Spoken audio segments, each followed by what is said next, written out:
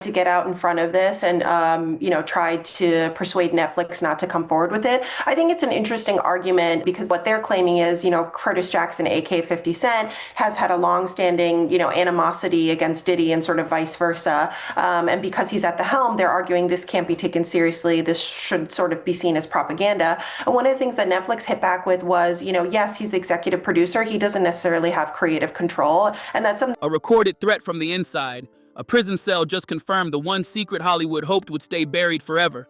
The public was told Sean Combs was finished, boxed in by concrete walls and locked gates. They said the empire was shut down, the voice silenced. But the crackling audio leaking out of Fort Dix tells a different story. His reach clearly stretches beyond the Chapel Library where he now works. This was never supposed to see daylight. A prison phone call packed with strange warnings about worm food and vitamin E is now front and center in a Netflix documentary executive produced by his longtime rival, 50 Cent. The twist is wild. The footage was captured by a videographer Combs personally hired to document his comeback. Instead of saving his image, it exposed his legal strategy. Now it's at the heart of a cease and desist fight with a streaming giant.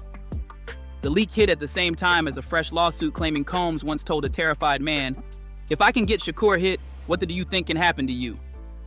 His family is pushing back hard, but the allegation is out there and shaking everything. Business managers say they're scrambling for basic funds. Staff members claim paychecks have stalled. This is a man staring at asset forfeiture and possible witness issues in a legendary homicide case. Got this new audio from the Diddy trial, and it is pretty explosive. This is audio of a voicemail that Diddy left to the Jane Doe who's been testifying in this trial for the last couple days. And he sounds really annoyed. He's talking about her maybe giving him the silent treatment, and his response is, "I got a busy life. I can't be dealing with your silent treatment." And because there's still such a big question mark in the air because, Curtis Jackson, aka 50 Cent, is one of the executive producers on the series. Him, the director, Netflix in general is not saying where they got this footage, only that it was obtained legally. Diddy's side is saying this is coming from a videographer I hired. I know we'll get into the cease and desist. One of the arguments they make is, this is subject to NDAs or agreements that the videographer had signed with Diddy because he was, employed by Diddy. Someone in that position doesn't record himself making bold industry threats unless he feels cornered. The empire isn't just cracking, it's being pulled apart piece by piece. And insiders whisper that the most explosive material hasn't even aired yet. The audio quality is rough, squeezed through the prison phone system. Static pops in and out, but the voice is clear. It carries the rhythm of someone who spent 30 years running boardrooms and backstage deals, now reduced to speaking into a receiver inside the Fort Dix Media Library. The tone isn't broken, it's controlled, almost calculated. This is where Combs reportedly spends his time, distributing movies and religious materials to other inmates as part of an 18-month program. It's a dramatic fall for the mastermind behind Bad Boy Entertainment. Yet the leaked call racing across social media doesn't sound like someone defeated, it sounds like someone still making moves. The language is strange, almost theatrical. References to worm food, requests for vitamin E and a special case serum. Mentions of keeping insects away from his property while he's gone. Online analysts are breaking down every second, convinced these phrases are coded messages to allies outside the walls. Whether that's true or not, one thing stands out. He speaks like he still holds leverage. His lawyers are fighting hard to block the footage from spreading, but the contrast is impossible to ignore. On one side, he's pushing a TV cart inside a prison chapel. On the other, his voice carries confidence, like a man who believes he still has cards left to play. That disconnect raises questions. Is it denial, or does he know something the public doesn't? To engage in all these freak-offs with him, and he sounds really pissed off. Hey, I really don't know what's going on with you, but I just want to give you a heads up that I'm about to really disappear on you. You feel me? I'm not going to be playing these games with you at all, at all. So I don't know, you think you silent treating me, and you think I'm going to be, nah. You'll have a rude awakening. Breaking news out of New York City. The jury in the Sean Diddy Combs racketeering conspiracy and trafficking trial has reached a verdict on 4 of the 5. The footage was never meant to leak. Combs hired a videographer before his federal indictment, reportedly to control the story before authorities could. He built a career on image and perception. He understood branding better than most. Some say he believed he could document his way through a criminal storm and shape how history would see him. Those recordings reportedly include private talks with his lead attorney, Mark Agnifilo, conversations about legal tactics, possible indictments, and media counterattacks. Normally, attorney-client privilege protects that kind of discussion, but by bringing a third-party camera operator into the room, legal analysts argue that protection may have been weakened. Once that line blurred, the footage became vulnerable. Then came the ultimate shock. The material ended up in the hands of documentary producers. Someone sold it. The betrayal cuts deep. The same footage meant to defend his name is now the backbone of a Netflix project executive produced by Curtis 50 Cent Jackson, a longtime rival who has openly criticized him for years. The documentary, retitled The Reckoning, shot to #1 within days of its December release. Combs' team fired back with a cease and desist letter, claiming the footage was obtained improperly. Netflix has stayed quiet about the source, stating only that everything was acquired through proper channels. That silence has the industry buzzing. The real question isn't whether the footage is damaging. It clearly is. The question is who handed it over and why. Was it profit, revenge, or something even more strategic? Inside the recordings, Combs reportedly sounds tense, frustrated with his legal team's cautious approach. He pushes for a harder media strategy before his arrest. At one point, he allegedly demands lawyers find someone who understands the dirty side of media to counter rising accusations. He sounds like a man who believes he can win the perception battle, even as federal pressure builds around him. That confidence mirrors what's described in multiple civil lawsuits now surfacing. One filing from Steve Otis claims that during a 2012 meeting in a Midtown hotel suite, Combs used the shadow of the Shakur case to intimidate him after an alleged assault. According to the complaint, Combs said, "If I can get Shakur hit, what do you think can happen to you?" The statement references one of hip-hop's most painful unsolved tragedies. Otis claims fear kept him silent for years. Only after Combs was incarcerated did he feel safe enough to speak publicly. He outlines allegations of battery, assault, sexual violence, physical and psychological abuse, labor trafficking, he says. And a lot of what Deontay Nash says in this complaint mirrors testimony that we heard during that trial, both from Nash and from others, like Sean Combs' ex-girlfriend, Cassie Ventura, who was a key. The flight where Diddy said to her, showed her she the video, testified showed her the that freak-off video. he showed her a video of a freak-off that she participated in and said, if you don't participate in another freak-off when we get to New York, I'm gonna put this video out. I'm gonna send it to your mother. And that's coercion. She testified if it's true. to that. If the jury if they believed her, yeah, that's coercion. That's they would have. The timing is striking. As the documentary airs and the prison audio spreads, new allegations are surfacing that seem to echo the darkest readings of that leaked call. The mention of Shakur keeps resurfacing like a thread that won't snap. Dwayne Keefe D. Davis, who is awaiting trial in connection to the 1996 shooting of Tupac Shakur, has long claimed that Combs once offered a large sum to target both the rapper and his label head. Combs has denied any involvement. Still, the allegations continue to cast a long shadow over the story. Right now, the narrative is shifting fast. A prison library job, a leaked call filled with coded language, a documentary produced by a rival, lawsuits stacking up, and a voice on the line that doesn't sound defeated at all. Whether it's strategy, pride, or something deeper, the message coming through that static is loud and clear. The game, at least in his mind, isn't over yet. Suge Knight associate Dwayne Keefe D. Davis has given multiple confessions over the years, including a detailed interview with Los Angeles police where he claimed his nephew Orlando Anderson pulled the trigger in the 1996 killing of Tupac Shakur. For a long time, many people brushed those statements off as the talk of a career criminal chasing attention. Now that attitude is shifting fast. Davis defense attorney Michael Pello has floated a bold move. He suggested that Sean Combs could be called as a witness for the defense. That changes everything. If Combs takes the stand and denies Davis's claims under oath, it could shake the case. If he refuses to testify, or if his testimony clashes with past statements, that alone could create reasonable doubt. Either way, the courtroom pressure would be intense. Prosecutors in Las Vegas have not charged Combs in connection with the Shakur case. Still, the idea that he could be subpoenaed as a witness or labeled a person of interest shifts the whole chessboard. He is already fighting to protect his freedom and his fortune.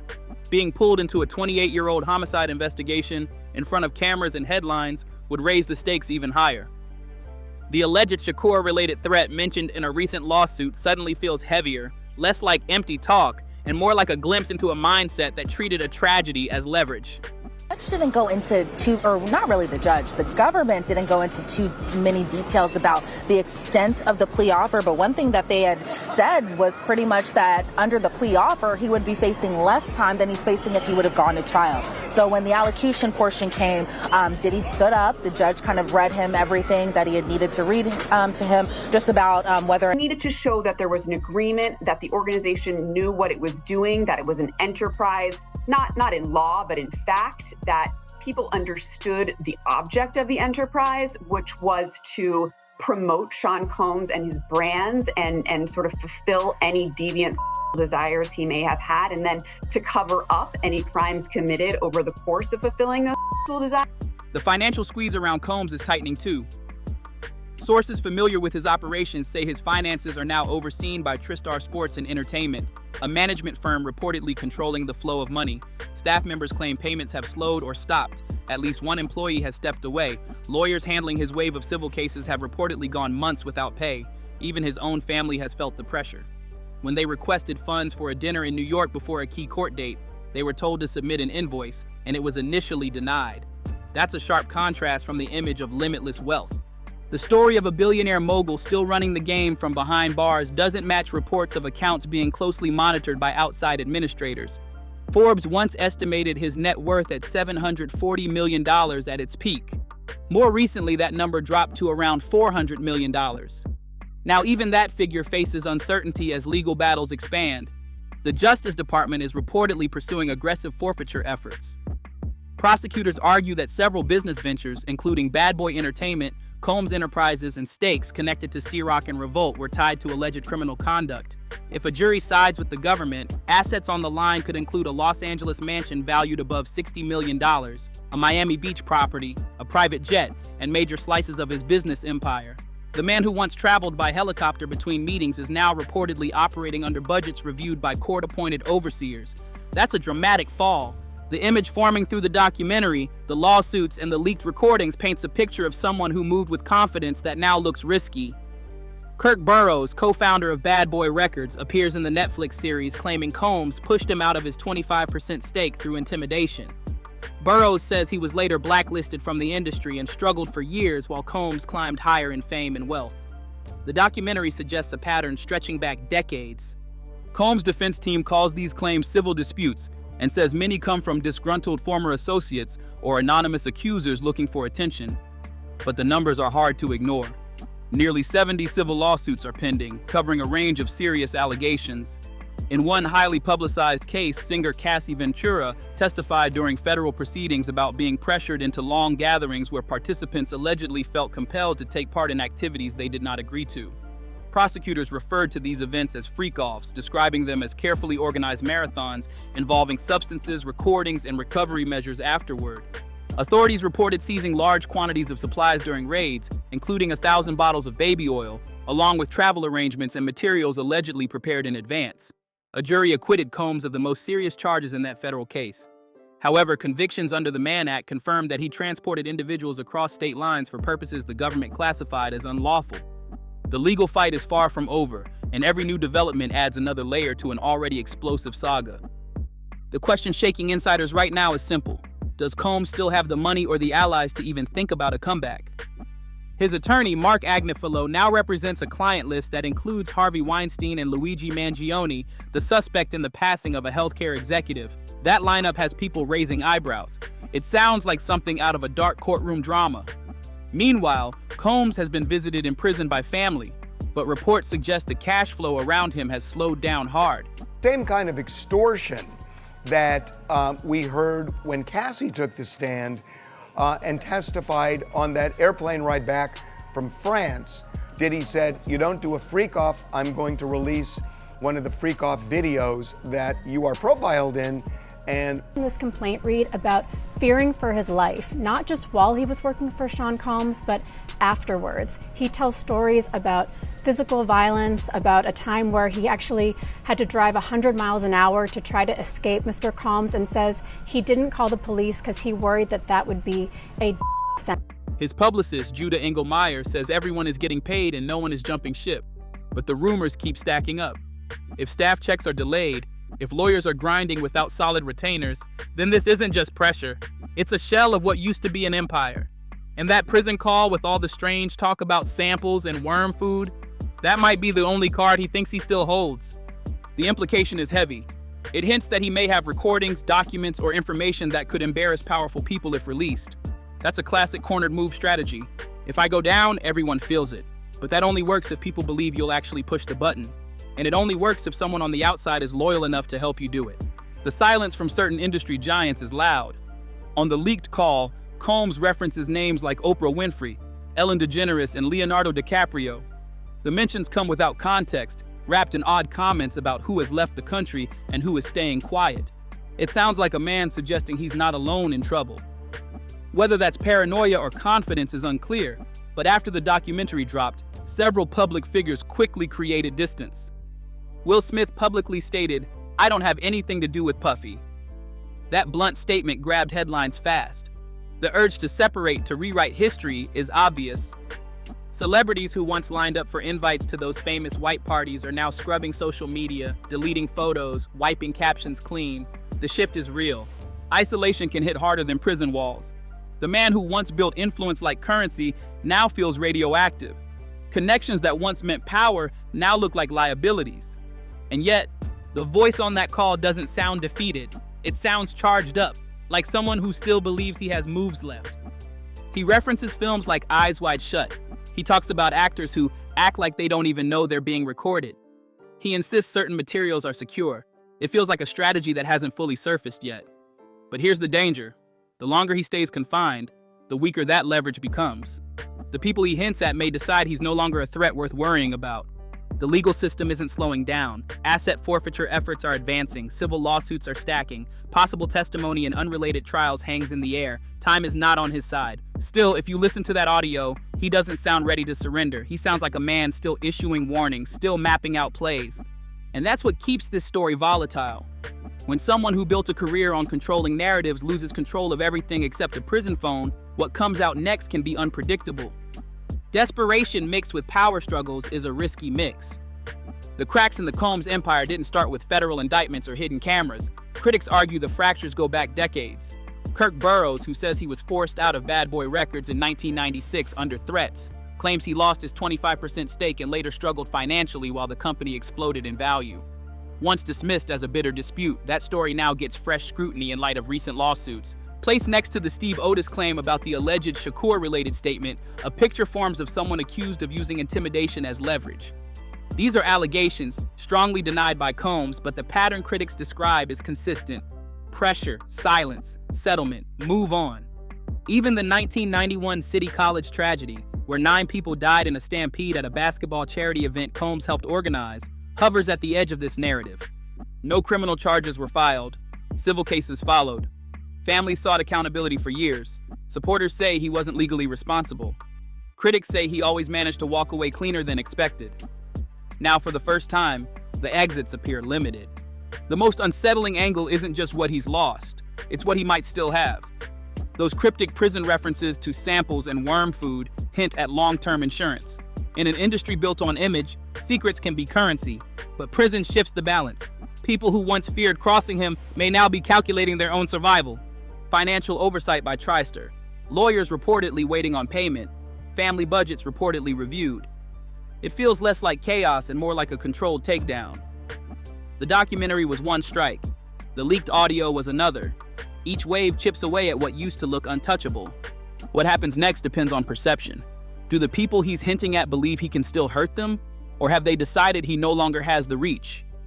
When someone known for holding secrets starts running low on resources, the dynamic changes fast. Is the worm food real leverage or just a bluff from a man boxed in? Will the celebrities distancing themselves stay silent? Or will someone decide the safest move is to speak first? In a saga built on power, image, and loyalty, the next voice to break the silence could flip everything again.